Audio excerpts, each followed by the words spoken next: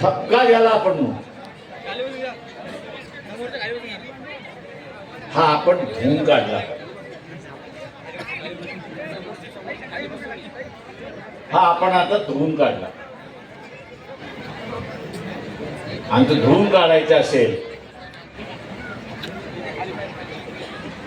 तर मी कुठल्याही प्रबोधनाला बळी पडणार नाही. हे जगाला आश्वासन देण्याची गरज नाही, हे जगाला आश्वासन देण्याची गरज नाही, तर स्वतःलाच आश्वासन दिलं पाहिजे की मी जी काही प्रबोधनं आली त्याला मी अजिबात बळी पडणार नाही. मी एक शीलवान चारित्र्यवान माझं आयुष्य जगणार आहे, हे आपण त्या ठिकाणी ठरवलं पाहिजे. मित्रो,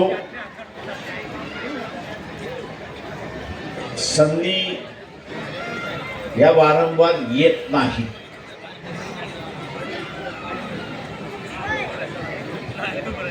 आपण नेहमी असं म्हणतो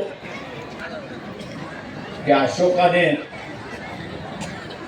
राजेशाही दिल्यामुळे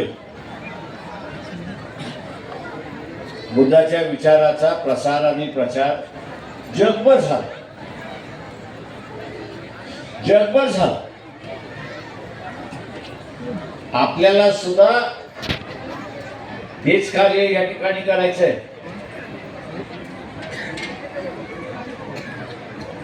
हा उद्देश आपण ठेवला पाहिजे, हा निश्चय आपण त्या ठिकाणी ठेवला पाहिजे.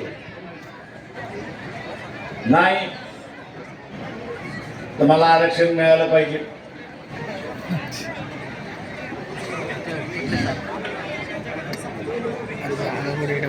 ते उठून मागेन नाही तर मला तमुकच खर्च केलं पाहिजे.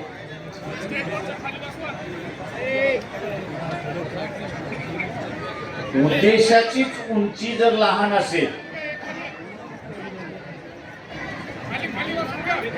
उद्देशाचीच उंची जर लहान असेल तर तुम्ही बदल कुठे करणार? बदल होणार नाही. तेव्हा आपला सुद्धा उद्देश हा मी मोठा म्हणणार नाही, परंतु काळानुसार असला पाहिजे अशी असणारी परिस्थिती. आजची असणारी परिस्थिती आपण असताना पाहिली तर ती पूर्णपणे फुलेशाहू आंबेडकरवाद्यांच्या बाजूने अशी असणारी परिस्थिती आहे. पण मी मानसिक दृष्टिकोनातून हारलोय, मी मानसिक दृष्टिकोनातून कमकुवत झालेलो आहे. आणि मानसिक दृष्टिकोनातून कमकुवत झाल्यामुळे मला जे दिसलं पाहिजे, जाणवलं पाहिजे, कळलं पाहिजे ते अजिबात कळत नाही अशी असणारी परिस्थिती. माझी विचार करण्याचीच पद्धत, माझी विचार करण्याचीच पद्धत ही नकारात्मक असेल, ही नकारात्मक असेल तर मला अख्खं जग नकारात्मक दिसतं अशी असणारी परिस्थिती. मला बघण्याचा दृष्टिकोन हा सकारात्मक असेल, हा सकारात्मक असेल तर मला असणारं परिस्थिती सुद्धा सकारात्मक आणि माझ्या बाजूने कशी आहे ही मला दिसायला सुरुवात. आणि म्हणून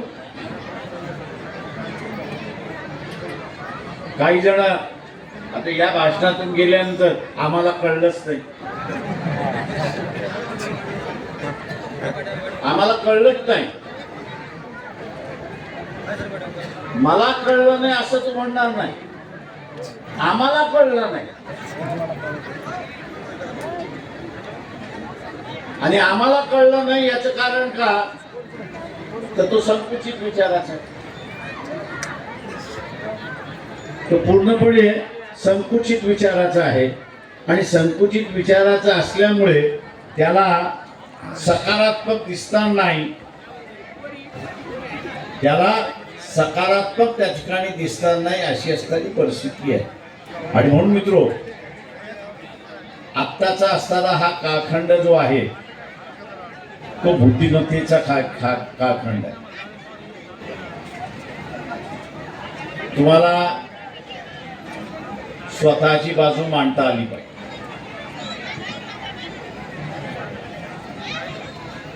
तुम्हाला स्वतःची असणारी बाजू मांडता आली पाहिजे अशी परिस्थिती. स्वतःची बाजू मांडता आली नाही तर तुम्ही हारणार आहात अशी परिस्थिती. आणि म्हणून या व्यवस्थेमध्ये आपण दोन गोष्टी साध्य केल्या पाहिजेत. एक की मी चारित्र्यवान आहे हे दाखवलं पाहिजे, म्हणजे मला कोणी खरेदी करू शकत नाही हे त्या ठिकाणी मी दाखवलं पाहिजे. तुम्ही याच औरंगाबाद शहरामध्ये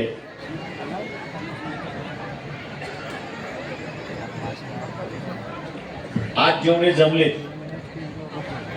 तेवढीच ताकद त्या मतदान पेटीमध्ये पडली. भंतीजीला कुठं जाण्याची गरज नाही,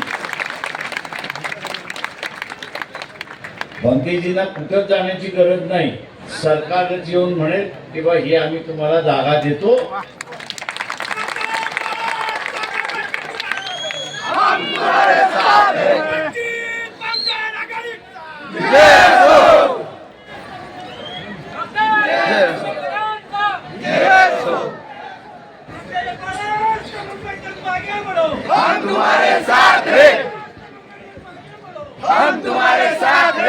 म्हणून मी म्हणालो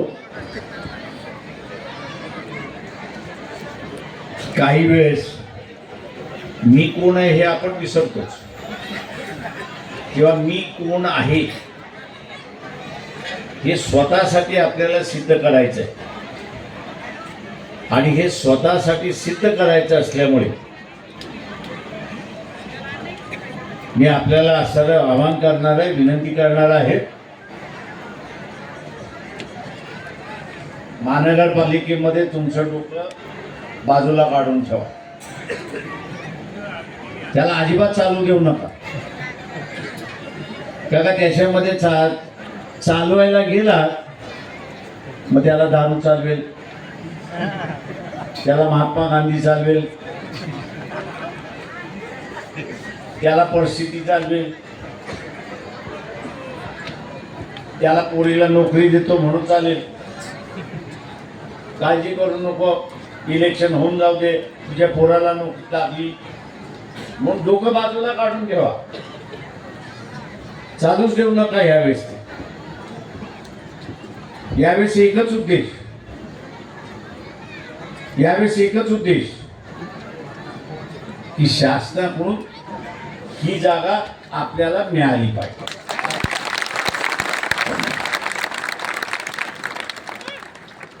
युनिव्हर्सिटी द्यायला तयार आहे, शासनाकडे मंजुरीसाठी गेलेली. उद्देश एकच, गटारं सुधारतील का तर सुधारतील, पाणी यायचं येईल का तर येईल. कधी महानगरपालिका त्याच्यासाठीच आहे, गटारं सुधारायला, रस्ते बांधायला, पाणी द्यायला त्याच्यासाठीच आहे. त्याच्यामुळे तिथे कोणी उपकार करतात, अमुक करतात